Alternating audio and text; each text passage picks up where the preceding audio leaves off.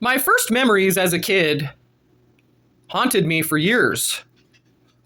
Witnessing the drunken rages, the violence, the demonic beings hovering in my room, the apparitions that would cause me to fall flat on my face when I went to turn the light on.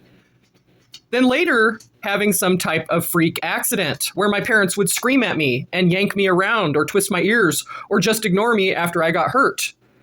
And they would say, that's what happens. My mom was a Roman Catholic, a smoker, a drinker, and a sucker for military men in a uniform.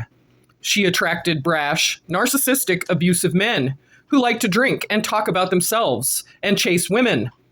Attractive womanizers. They were all about conquering a beautiful woman. But to their demise, when they met my mother, she was a drinker. She was bold. She was brash. She was narcissistic and much louder than them. And she was a gorgeous woman. They had a fight on their hands. And when they found out they had a fight on their hands, they would fight, which always put them at odds because she fought back. And then she'd find others to prop her up. All of her husbands were religious military men with a violent side, hard workers, good providers, but there was always a trade-off. It was an Army man, a Navy man, an Air Force man, a 33rd degree Mason. They were always jealous. Some were predators of children, some who had multiple wives.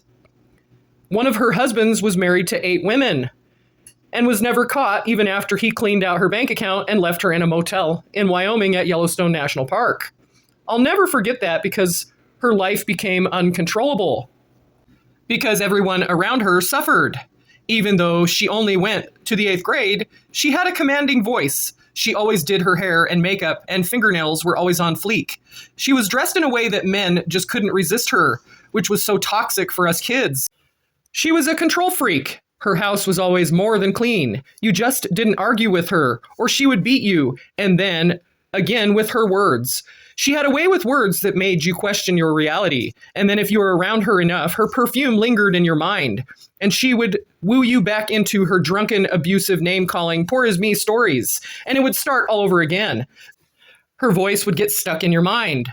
The truth is, she could get anyone to do anything for her, and they would feel sorry for her, while questioning if she really needed the help. But on the other hand, they'd relent and keep coming back, only to find out there was a competition. The competition was her.